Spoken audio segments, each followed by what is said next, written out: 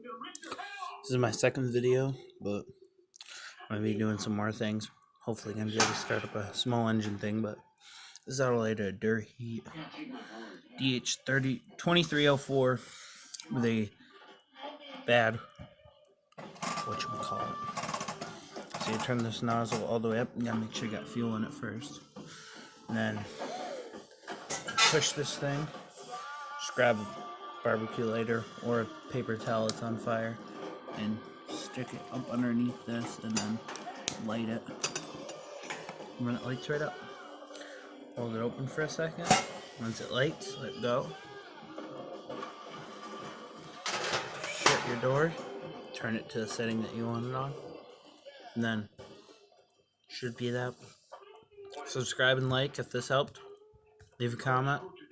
Hopefully my small engine thing's going to be coming up soon. Thank you.